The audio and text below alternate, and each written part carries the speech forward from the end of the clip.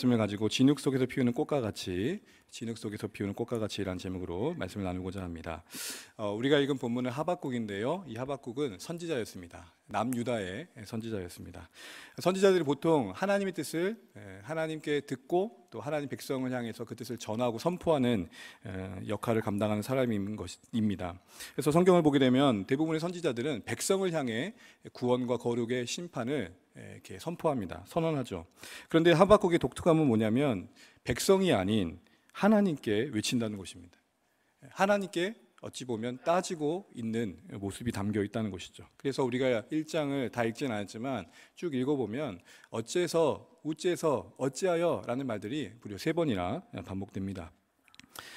모르는 척 할 수 있고 나와 무슨 상관이야, 세상이 다 그렇지, 무관심과 냉소와 또 그런 마음으로 외면할 수 있었을 텐데 그에게 주어진 현실을 그는 껴안고 씨름하는 중에 탄식하는 거였습니다.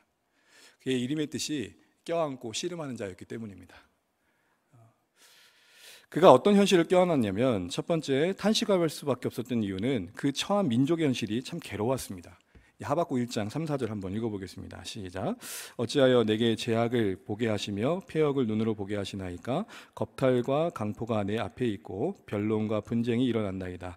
이러므로 율법이 해이하고 정의가 전혀 시행되지 못하오니 이는 악인이 의인을 에워싸므로 정의가 굳게 행하여 짐이니이다. 하박국의 당시 남유다의 현실을 한마디로 말하면 총체적 난국입니다. 암흑의 시대였습니다. 강포, 겁탈, 난폭한 행위와 그 폭력으로 뭔가를 빼앗는 착취가 난무했다는 것입니다. 변론과 분쟁, 각자의 입장을 내세우며 자신들의 주장을 말하는 다툼과 그로 인한 불화가 가득했다는 것입니다. 여기서 주목할 것은 이런 모든 증상들 중심에 율법의 해이함이 있었다는 것입니다. 이 해이하다 말의 뜻은 무력하다라는 말입니다. 율법이 해이하다는 것은 율법이 무력했다라는 말인 것이죠.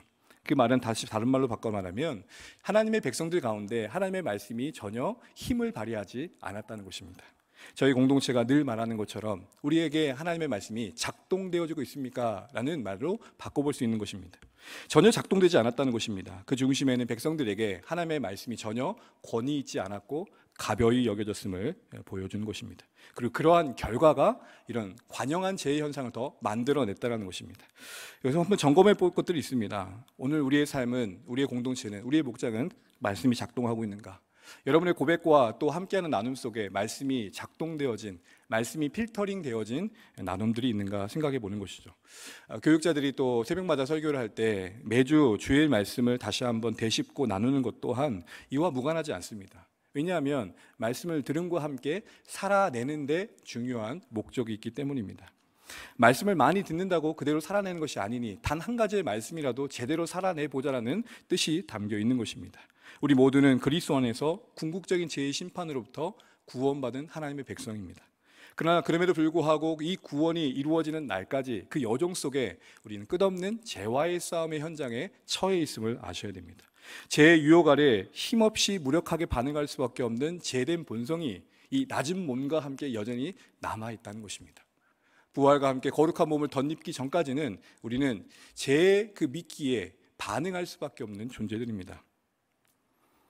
그런데 하나님께서는 이 땅에 있는 동안 우리에게 말씀을 주셔서 그 죄와의 싸움을 잘 감당할 수 있도록 도우신다 말씀하십니다. 그러니 우리의 신앙의 싸움은 죄를 얼마나 덜 짓느냐의 싸움이 아니라 얼마나 더 말씀을 가까이 하느냐의 싸움인 것입니다. 죄를 안 져야지 싸움이 아니라 얼마나 내가 말씀의 지배를 받느냐의 싸움인 것입니다. 우리의 의지가, 우리의 결단이 중요하나 그것이 말씀에 붙잡혔냐 그렇지 않느냐의 싸움인 것이죠. 말씀의 왕성함 가운데 우리 안에 있는 우리 자신의 교만과 의와 욕망과 못됨이 꺾이는 은혜가 있기를 그러기에 기도하며 말씀을 듣고 접하셔야 됩니다. 비록 우리가 잘못된 길로 곁길로 간다 할지라도 하나님의 말씀은 힘이 있어 때로는 교훈과 책망과 권고함으로 우리를 바르게 하여 하나님의 사람을 온전케 해 간다 약속하셨기 때문입니다. 디모데후서 3장 16절 17절에 하나님의 사람으로 온전케 해 간다 할 때 이 온전케 함은 꺾인 어긋난 뼈를 제대로 맞춘다라는 것입니다. 이러한 삶을 다시 한번 점검해 보는 것이 오늘 말씀 앞에 다시 한번 생각해 보는 내용인 것이죠. 두 번째 그의 마음을 짓눌렀던 것 중에 하나는 그런 현실을 그냥 반감만 하고 계시고 응답하지 않는 그 하나님에 대한 불편과 불만족이 있었다는 것입니다. 그 현실의 힘겨움에 더하여 더 힘들었던 것은 하나님이 묵묵부답하셨다는 것입니다. 그런 것 같습니다. 절망보다 더 힘든 것은 그 절망 중에 소망을 볼 수 없다는 것입니다. 그럼에도 불구하고 오늘 하박국 1장부터 3장을 쭉 읽게 되면 하박국이 일어납니다. 다시 힘을 얻습니다. 1장에 화이, 왜라는 질문으로부터 시작했다가 3장에서는 찬양으로 맞춰집니다. 그 중심에 하나님이 답이 되심을 보여줍니다. 그리고 그 가정에 듣게 되어졌던 하나님의 하박국을 향한 말씀은 곧 오늘 우리 시대를 향한 말씀이며 동일하게 힘겨운 오늘 하루하루 살아가는 우리 현실 속에 동일하게 적용되는 말씀이며 하나님이 우리 향한 기대입니다. 우리 하박국 2장 4절 한번 읽어보겠습니다. 보라, 그의 마음은 교만하여 그 속에서 정직하지 못하나 의인은 그의 믿음으로 말미암아 살리라. 이 말씀 안에는 하나님의 백성들이 이제 처한 그 현실과 상황 속에서 어떻게 살아내길 바라시는지에 대한 하나님의 기대감을 엿보게 됩니다. 뭐뭐로 말미암아 산다, 이 말은 삶의 방식을 의미하는 것입니다. 하나님이 없는 교만한 사람들, 세상들은 감추며 속이며 바르지 않는 삶의 방식을 따라 살아가지만 의인된 오늘 우리는, 신자된 우리는 믿음이라는 또 다른 삶의 방식을 따라 사는 자들임을 말씀한다는 것입니다. 믿음으로 산다는 게 뭘까요? 믿음은 우리의 의지와 우리의 의욕 그 이전에 그 대상이신 하나님에 대한 신뢰입니다.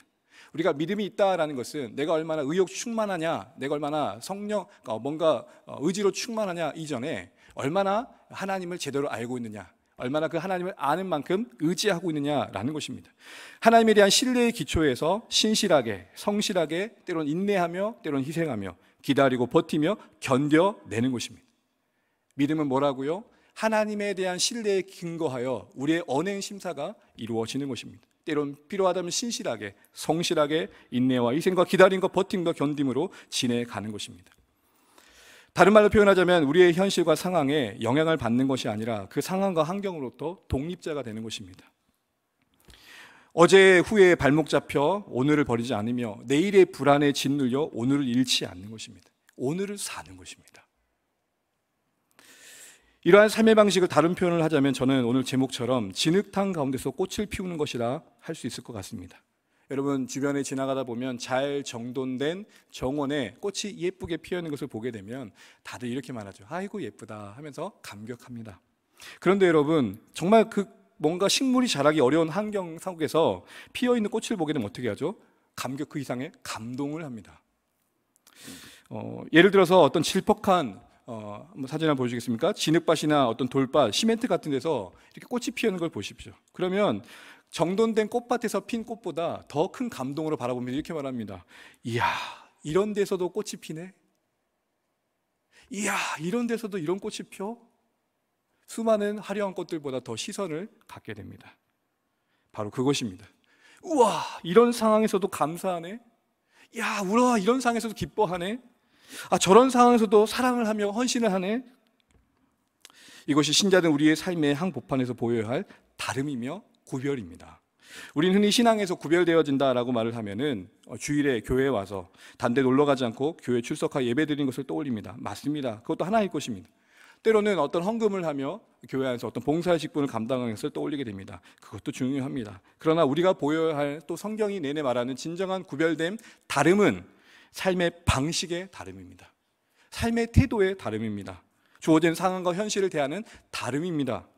남들이 세상이 볼 때 유별난 신앙생활을 하는 것이 아니라 그 일상 속에 뭔가 설명할 수 없는 매력이 있으며 충격이 있고 뭔가 감탄을 줄 만한 모습이 있는 것입니다. 초대교회 성도들이 많은 영향력을 끼쳤던 것들이 기록물에 남아 있는데요. 당시 로마가 제국의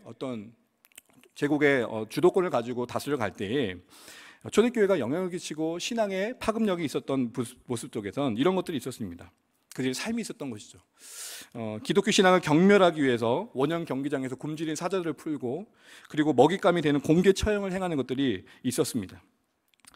그런데 그런 오히려 경멸하려고 했던 그들의 방법들이 되려 그리스도인들을 경외케 하는 일들이 있었습니다. 두 가지 일 때문인데요. 그렇게 사자밥이 되는 현장 속에서도 죽음을 의연하게 받아들이는 모습 때문이었습니다.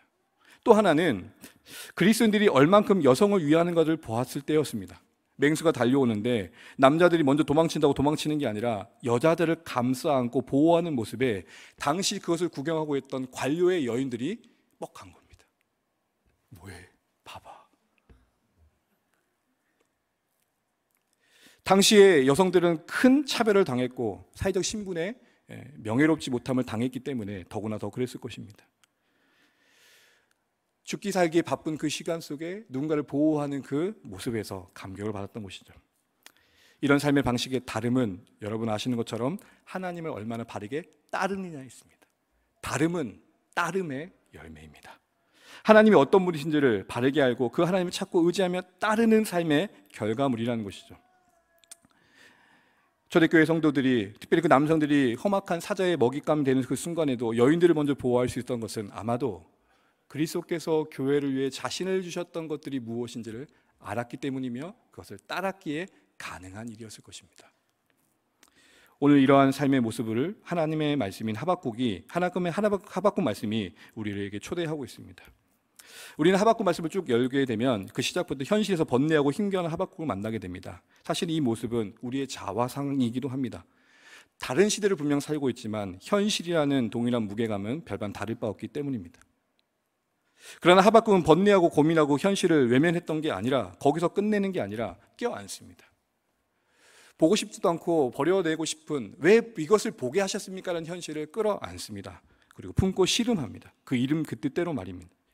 그리고는 그 현실을 껴안는 가운데, 고단한 그 현실 그 가운데 숨겨진 하나님의 주권과 사랑과 은혜를 깨닫고 결국엔 그 문제를 기회 삼아 하나님을 껴안게 됩니다. 시작은 문제를 껴안는 거였는데 그 결론은 하나님을 껴안게 됩니다. 그리고는 그 하나님의 은혜를 힘입은 따름으로 앞으로 다가올 바벨론에 대한 심판의 고통도 넉넉히 받아들일 찬양의 고백을 하게 되는 다름을 보여줍니다. 진흙 속에서 피우는 꽃과 같은 어엿한 하박국의 다름을 보게 됩니다. 오늘 저는 이러한 본문의 내용들의 초청 앞에 하박국의 세 가지의 모습을 보면서 우리가 주어진 현실 속에 신자다움의 다름이라는 게 뭔가, 우리가 구별되어진다는 삶의 모습과 모양은 무엇인가 한번 생각해 보기 소원합니다. 첫 번째 보게 되는 하박국의 모습은 함께 따라주시면 감사하겠습니다. 하나님께 의문을 던지는 하박국. 시작. 하박국서에 두 가지의 의문이 나오는 어찌하여라는 개념이 나오는데, 첫 번째 어찌하여는 하나님께 의문을 던지는 하박국입니다. 하나님을 볼 때 하박국 입장에서는 침묵하시는 것 같았고 그래서 답답했습니다. 그런데 하나님은 그렇지 않다 답하시는 겁니다. 말씀드린 것처럼 선지자였던 하박국에게 총체적 난국이었던 유다의 현실에 의분이 있었습니다. 정의로 불타오르는 정의감이 있었습니다. 그만큼 해결되지 않는 현실은 답답했죠. 거룩하신 하나님께서 심판을 해야 되는데 방관하고 계셨던 것입니다. 손 놓고 계시는 듯 보였기 때문입니다. 그래서 하는 말이 하박국 1장 2절 3절에 담겨 있습니다. 우리 함께 읽어보겠습니다. 시작. 여호와여, 내가 부르짖어도 주께서 듣지 아니하시니 어느 때까지리이까? 내가 강포로 말미암아 외쳐도 주께서 구원하지 아니하시나이다. 어찌하여 내게 제약을 보게 하시며 폐악을 눈으로 보게 하시나이까? 겁탈과 강포가 내 앞에 있고 변론과 분쟁이 일어났나이다. 여러분, 어느 때까지리까를 한번 동그라미 쳐보십시오. 어느 때까지리까? 이 표현은 그만큼 하박국이 민족의 안타까운 현실을 두고 하나님 앞에 오랜 시간 기도했음을 보여주는 것입니다. 그런데 그 기도에 하나님이 전혀 응답지 않으시고 그 응답이 더뎌 보였던 현실을 맞이한 것이죠. 자포자기한 마음을 담아 하나게 된 탄식의 말이 바로 뭐냐? 어느 때까지니까. 군대 생활도 겨우 밟힐 수 있는 것은 카운트가 되기 때문입니다. 그 무언가 견딜 수 있는 것은 언제까지 가면 해결된다라는 약속이 있기 때문입니다. 그런데 어느 때까지일까? 아니, 것은 참 힘겨운 것입니다. 그 문제 자체도 힘들고 상황도 힘들지만 그게 언제까지 지속될지에 대한 약속됨이 없을 때는 더 힘든 것이죠. 오늘 하박국이 겪는 이런 신앙적인 갈등, 고민이 사실 우리의 신앙의 삶에서도 경험되어집니다. 예를 들어서 오랜 시간 기도하는 중에 변화의 조짐이 전혀 보이지 않을 때가 있습니다. 기도하는데 그 대상이 바뀌지 않고 상황이 요원합니다. 기다림의 시간이 길어질수록 응답하지 않으시는 하나님, 그 침묵하신 하나님은 답답함의 대상이 되고 한숨의 대상이 됩니다. 그러나 여러분, 우리는 기억해야 됩니다. 보이는 상황보다 보이지 않는 하나님의 성품을 더 신뢰해야 한다는 것입니다. 왠지 아십니까? 오늘 하나님께서는 하박국에게 그 자신이 어떠한 분이신지를 보여주고 계시기 때문입니다. 1장 5절입니다. 함께 읽습니다. 시작. 여호와께서 이르시되 너희는 여러 나라를 보고 또 보고 놀라고 또 놀랄지어다. 너희 생전에 내가 한 가지 일을 행할 것이라. 내가가 누굴까요? 하나님 그 자신이십니다. 하나님의 일을 행하겠다고 말씀하시고 답하십니다. 그 이야기를 들어보면 전혀 생각하지 못했던 계획과 뜻이 담겨 있음을 알게 됩니다. 그리고 그 계획하신 바는 오늘 하박국도 전혀 생각할 수 없었던 바벨론이라는 이방 나라를 도구 삼아 유다의 악함을 징계하시겠다는 거였습니다. 그래서 여러분 1장 6절부터 11절을 쭉 보게 되면 바로 그 악함의 징계의 도구로 쓰이는 이방인 바벨론의 모습을 묘사해 주고 있습니다. 사납고 두려운 존재이고 무서운 짐승들에 묘사되어 있습니다. 우리 이러한 내용 속에서 여전히 현실 속에서 주도권을 뺏기지 않고 계시는 하나님을 보셔야 됩니다. 주도권을 뺏기지 않고 계신다는 것은 그분 자신의 뜻을 가지고 역사와 우리의 인생을 진행시켜 가신다는 것입니다. 우리가 볼 땐 답답하지만 그분께는 묵묵함인 것입니다. 그렇습니다. 우리가 현실 속에서 그렇게 기억해야 될 것은 하나님의 이 침묵은, 우리에게 기다림은 과정이라는 것입니다. 감춰진 아무도 생각하지 못했던 그 하나님과 때과 계획이 구원과 거룩을 이루는 그 하나님의 뜻이 하나님의 그 시간표를 따라 진행되어지는 과정 말입니다. 문제는 이 과정을 지나는 침묵의 시간이 우리에게 너무나도 무겁다라는 것입니다. 그 의미를 알지 못하기에 지나는 시간이 때로는 영원에 준하여 다가올 때가 있습니다. 영원처럼 길게 느껴지는 것이죠. 도대체 언제? 그것만 있으면 버틸 것 같은데. 침묵의 의미를 알지 못할 때는 그렇습니다. 그러다 보니 이 침묵의 과정, 이 기다림의 시간은 사실은 우리의 믿음의 진정성을 스스로 또 누군가에게 보여주는 기회가 되는 것입니다. 또 더 나아가 우리 믿음의 성숙함을 키우는 기회이기도 합니다. 그러기에 이를 위해 잊지 말아야 될 것은 침묵이 과정이라는 것, 그 과정 속에 하나님의 뜻이 담겨 있다는 것을 잊지 말아야 됩니다. 그리고 우리는 정말 그 뜻이 드러나는 그때에 우리는 이 침묵이 얼마나 하나님의 영광을 나타내는지를 알게 될 것입니다. 그 침묵의 시간만큼이나 깊어진 하나님을 보게 될 것입니다. 그 침묵의 시간의 길이는 전혀 문제가 되지 않을 것입니다. 여러분 사진 하나 보일 텐데요. 어떤 한 외국인이 한국 사람들 보면서 빨리빨리 문화의 베스트 5에 대한 어떤 글을 썼는데 그걸 신문에 나왔던 기획입니다. 보시게 되면 첫 번째 가장 외국인들이 놀란 것 중에 하나가 자판기가 나오는 곳에 손을 놓고 기다리는 한국 사람이었습니다. 우리가 흔히 그렇죠. 자판기에다 손을 이렇게 동전을 넣고 나오면 기다리면 되는데 문을 열고 언제까지 나오나 기다리고 있는 것이죠. 나머지 다 내용들은 다 우리와 별개 멀지 않은 이야기인 것입니다. 한국 하면 떠오르는 게 이렇게 빨리빨리입니다. 사실 이러한 시대의 분위기는 문제점을 만들어내는 것 중에 하나입니다. 긍정적인 뭔 역할을 했다라는 평가도 있지만 사실 우리의 생각 속에, 우리의 관계 속에 참 많은 문제를 일으키기도 합니다. 느림과 기다림이 어떤 아름다운 가치이기보단 무능력함으로 여겨지기 때문입니다. 아직도 그러고 있니? 아직도 그러고 있어? 이게 참 힘듭니다. 그래서 명절 때만 되면 우리 청년들은 교회가 아닌 절로 간다고 합니다. 템플 스테이트 들어보셨습니까? 조용한 곳에 아무도 나를 찾지 않는 곳에. 이런 말을 듣지 않고 싶은 것이죠. 너 취직했니? 결혼하니? 애는? 여러분 이러한 상황이 던져진 우리의 삶은 여러 모양으로 찾아옵니다. 그때 우리의 자세는 뭘까요? 빨리빨리 풀리고 싶은 마음은 우리 모두의 인지상정일 것입니다. 그러나 우리는 좀 더 한 발자국 더 나아가서 풀리지 않는 시간들이 인내와 오래 참음으로 버텨지시는 그런 복을 받으시기를 축복합니다. 풀리기만을 바라는 신앙의 조바심이 아닌 풀리지 않는 시간들조차도 하나님이 허락하심 아래에 있음을 믿고 받아들이는 믿음의 수용이 있기를 바랍니다. 그러는 중에 하나님의 때가 되어 생각지도 못했던 하나님의 일하심의 결과들을 통해 하나님을 더 알게 되는, 하나님을 더 찬양하게 되는 여러분의 신앙의 여정 되시기를 바랍니다. 우리 신앙의 여정 속에 그런 하나님을 아는 기쁨과 감사가 풍성하길 바랍니다. 우리 인생의 문제를 때로는 그러게 서둘러 해결하는 것보다 더 중요한 건 그 문제 속에서 성숙해지고 자라는 것입니다. 빨리 벗어내는 것도 중요하겠지만 그 벗어내어지는 시간들 속에 우리가 자라는 건 더 중요합니다. 해결되었냐보다 더 중요한 건 해결되는 과정 속에 나는 어떤 성숙함을 이뤘냐는 더 중요합니다. 두 번째로 하박국의 모습은 하나님께 반문을 던지는 하박국입니다. 한번 따라 하시죠. 하나님께 반문을 던지는 하박국. 시작. 말씀드린 것처럼 분명 그 답답한 질문에 하나님 답하십니다. 내가 바벨을 통해 심판하겠다. 그러나 이 답은 하박국의 또 다른 의문 아닌 반문을 일으킵니다. 이런 것이죠. 아니 왜요? 이해할 수 없다는 것입니다. 그러나 성경엔 오늘 하박국 말씀은 우리 하나님은 이해할 수 없는 하나님 아니라 우리의 이해를 초월한 크신 하나님, 그러게 결국 우리 하나님은 이해의 대상이 아닌 신뢰의 대상임을 다시 한번 알아야 됨을 말씀해 주고 계십니다. 하박국의 답답함은 그거였습니다. 반문은 그거였습니다. 왜 하필 악한 자들을 더 악한 자로 심판하시냐 하는 거였습니다. 이스라엘이 사실은 나쁘고 분과 하나님의 범죄하고 있지만 더 악한 바벨론을 쓰시다니요, 말이 안 됩니다. 그것은 하나님의 의로운 성품에도 어긋나는 겁니다 라는 탄식이었습니다. 우리 하박국 1장 13절 14절 한번 읽어보겠습니다. 시작.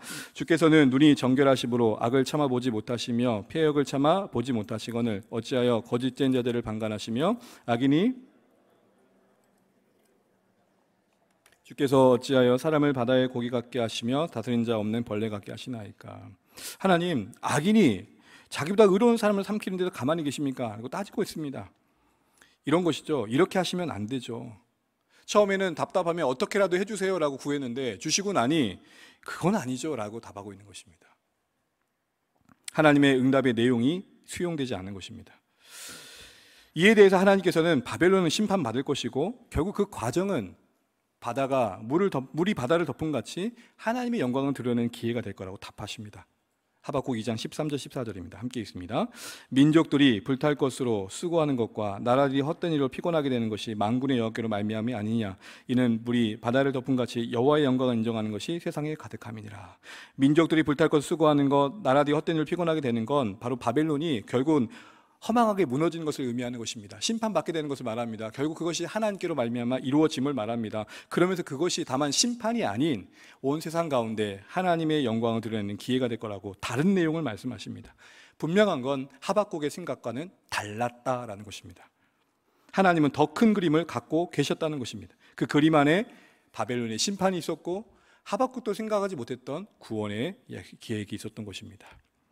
여기서 우리는 하박국의 의부는 있었지만, 하박국에는 의부는 있었지만 하나님께서 역사를 주관해 가시는 그 하나님의 그 세밀한 사역의 그 손길은 보지 못했던을 보게 됩니다. 우리는 우리의 그림과 우리의 기대와 생각에 갇혀서 그럴 때가 있습니다.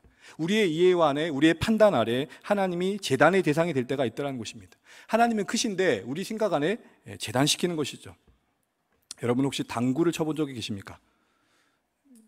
저는 군 생활하는 동안 이제 심심풀이로 같이 동료들과 함께 직원 간부들과 함께 당구를 쳤는데 참 당구를 잘 치는 부사관이 한 명 있었습니다.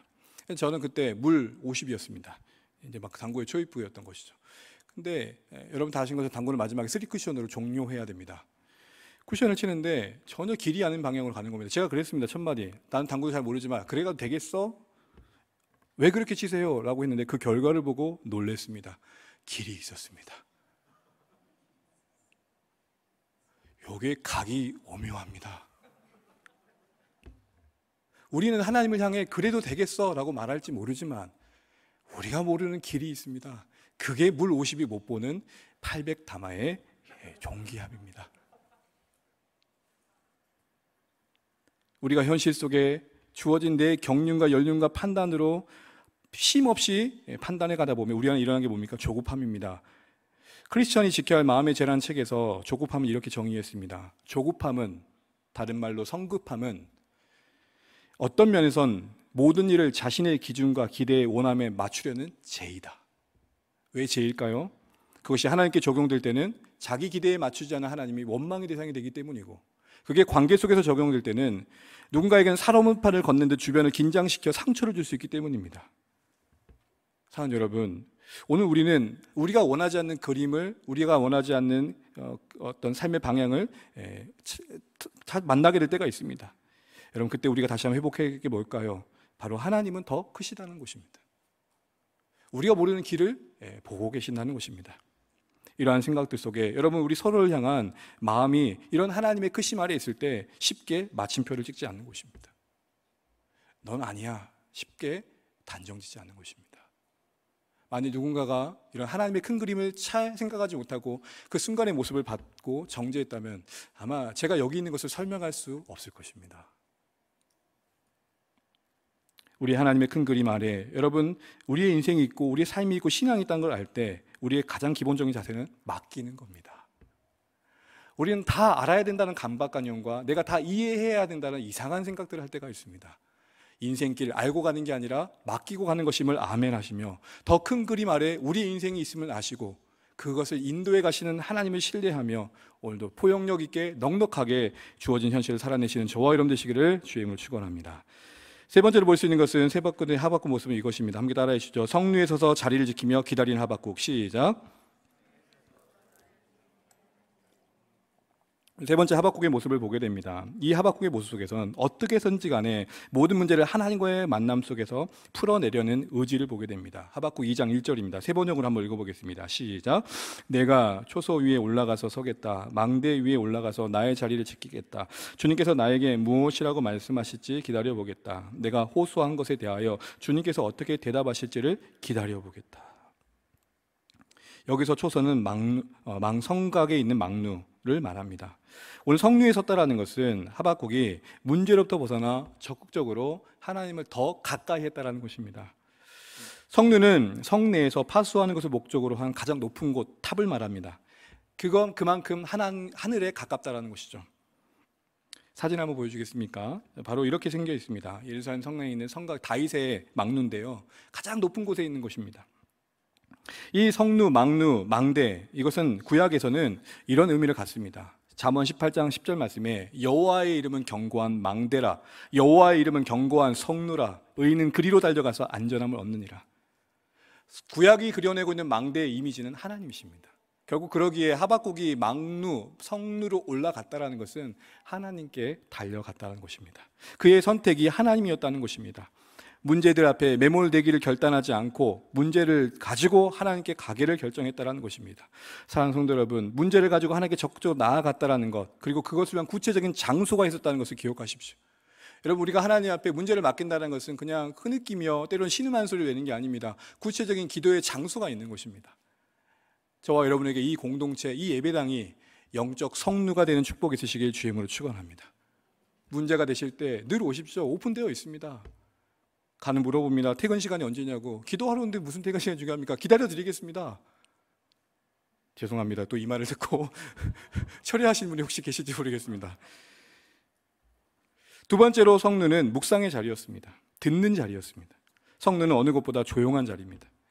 시끌시끌한 성곽 내부를 벗어나 하늘 하나님께 가까운 곳에 머문 그곳은 참 조용한 곳이었습니다. 소음이 들리는 곳이 아닙니다. 많은 사람의 이야기가 들리는 곳이 아닙니다. 오직 하나님의 음성만 들립니다. 그래서 2절에 뭐라고 말하냐면 2장 2절에 내게 무엇이라 말씀하신지 기다리고 바라본다. 성루에서 오늘 하박국은 외치기만 한 게 아니라 들었다라고 말합니다. 하나님의 음성을 듣는 선택을 했다라는 것이죠. 들음이 살림의 첫 발자국이기 때문입니다. 신앙에서는 희한하게 들을 때 삽니다. 들릴 때 살아납니다. 들릴 때 달리 보입니다. 똑같은 상황이고 똑같은 문제인데 들리면 이상하게 해볼 만합니다. 그런 시간을 가졌다는 것입니다. 사랑하는 여러분, 성곽에 있어서 성루는요, 성 그 자체의 안전을 보장하는 아주 최후의 보루입니다. 그러니 영적으로 보면 성루에 하박국이 섰다는 것은 그의 민족의 암담한 현실과 또 그 자신의 신앙을 두고 하나님 앞에 최후의 보루의 그 선에 서 있었다는 것입니다. 오직 궁극적인 해결자는 하나님이시라는 믿음 아래 말입니다. 성루에선 영적 파수꾼이 오늘 본문의 하박국입니다. 이 모습에서 우리는 다시 한번 현실을 살아내는 우리 자세를 생각해 보게 됩니다. 어려움에 처할수록 신앙을 뒤로 하는 게 아니라, 어려움을 처할수록 세상의 방법을 동원하는 게 아니라, 어려움에 처할수록 하나님을 찾는 저와 여러분 되시기를 주의 이름으로 축원합니다. 성루에 선 하박국을 기억하십시오. 그 이름 그대로 그는 그 현실을 냉소적으로 외면하며 때론 불평과 원망으로 보내지 않았습니다. 우리가 코로나 시간을 보내고 있는데요, 저는 이 시간이 언제 끝날지는 저도 장담할 수는 없겠습니다. 그러나 분명한 것은 이 시간을 어떻게 보냈는지는 우리 하나님은 물으실 것입니다. 우리 자신도 물어야 될 것입니다. 벗기만을 바라지 마시고 벗을 수 없다면 그 안에 하나님의 또 다른 계획과 뜻 안에 우리를 자중시키며 만들어가야 내 안에, 바꿔야 내 안에 모습은 없는지를 돌아보는 저와 여러분 되시면 참 좋겠습니다. 이를 위해 필요한 게 뭐냐? 성루에 서는 것입니다. 말씀과 기도로 하나님과의 교제 시간을 갖는 것입니다. 하나님의 음성을 듣는 자리를 포기하지 않는 것입니다. 불이 나면 119, 범죄가 생기면 112, 문제가 생기면 333. 새벽에 나와 기도하시고 계산하지 마십시오. 수요일 포함 3번이지. 그러니까 수요일 포함해서 새벽 2번만 나가야지. 그러면 한 번만 나옵니다. 여러분, 일주일에 3번 나오려면 4번, 5번 나올 각오를 하셔야 3번 나올 수 있는 것입니다. 불이 나면 119, 범죄는 112, 문제 생기면 뭐라고요? 이와 같이 영적 성도를 포기하지 않고 하나님 편에 나아가시는 저와 여러분 되시길 바랍니다. 이럴 때 누린 축복이 뭐냐? 함께 따라해 주시죠. 바꾸시는 하나님의 은혜. 시작. 이렇게 영적 성령이 썼을 때 하박국이 누렸던 은혜가 뭐냐? 하나님이 그를 바꾸시더라는 것입니다. 그의 시선을 바꾸고 그의 고백을 바꾸며 삶에 대응하는 자세를 바꿉니다. 실제로 2장 1절을 우리가 다시 한번 보게 되면 나의 질문에 대해 어떻게 대답하실지 내가 보겠다라고 되어 있지만, 또 다른 성경에, 여러분 조금 더 좋은 성경을 보게 되면 그 절에 난해주를 보시게 되면 다른 원문에 근거한 번역은 이렇게 되어 있습니다. 나로 어떻게 대답하게 하실지 내가 기다리겠다. 무슨 말입니까? 언뜻 보면 하나님이 뭐라고 하시는가 듣겠다는 말도 포함되지만, 또 다른 의미에서는 나로 하여금 내 대답을 어떻게 바꿔내실지를 내가 기대합니다라는 것입니다. 여러분, 기도는 하나님이 나를 바꾸는 시간을 기대하는 것입니다. 원망과 불평으로 근심으로 왔지만 이런 나를 바꾸시는 것을 소망하는 것입니다. 그 결과가 뭐였습니까? 이런 하박국이 기대해야 되는 결과가 하박국 3장 17절 19절입니다. 우리 유명한 말씀인데 한 목소리로 함께 읽겠습니다. 시작. 비록 무화과 나무가 무성하지 못하며 포도나무에 열매가 없으며 감람나무에 소출이 없으며 밭에 먹을 것이 없으며 우리의 양이 없으며 외양간에 소가 없을지라도 나는 여호와로 말미암아 즐거워하며 나의 구원의 하나님으로 말미암아 기뻐하리로다. 주 여호와는 나의 힘이시라. 나의 발을 사슴 가깝게 하사 나를 나의 높은 곳으로 다니게 하시리로다. 이 노래는 지혜하는 사람을 위하여 내 수금에 맞춘 것이니라. 아멘. 질문, why? 어째서, 어찌하여, 어느 때까지로 탄식했던 하박국이 찬양으로 마칩니다. 오늘 17절 19절의 내용은 앞으로 바벨론의 심판당에 되어서 이스라엘이 어려움을 청할 것을 말하는 것입니다. 없고는 그 상황을 말하는 것이죠. 근데 그 상황에 대해서도 지금 의연하게 대응하고 있습니다. 그의 시선이 바뀝니다. 하나님의 심판을 옳게 여깁니다. 당연히 받아들입니다. 그러면서도 태도가 바뀝니다. 그 가운데도 그래도 긍휼을 구합니다. 그리고 자세가 바뀝니다. 저는 그러기에 이 상황 속에서도 하나님은 주권을 놓지 않고 계시니 기뻐하겠다는 고백을 합니다. 하나님이 힘이 되심을 고백합니다. 그러면서 하는 말이 뭐냐? 사슴 발과 같게 하사. 사슴은 앞다리와 뒷다리 길이가 좀 다릅니다. 구조상 높은 곳을 오르게, 또 높은 곳을 뛰어넘게 참 좋은 발 구조를 갖고 있다고 합니다. 그러기에 나로 사슴 발 같게 한다는 것은 도저히 내 힘으로는 넘어갈 수 없었던 그 자리를 넘어가게 하신다라는 것입니다. 아직 찾아오지 않은 내일의 불안에 평안을 가지고 소망을 말하고 있는 하박국을 보십시오. 어디서 이루어진 결과입니까? 어디서 바꾸신 은혜였습니까? 영적 성루에 서 있을 때였습니다. 상황이 여전히 바뀐 건 아니지만 그의 물음표가 느낌표로 바뀐 은혜가 있었습니다.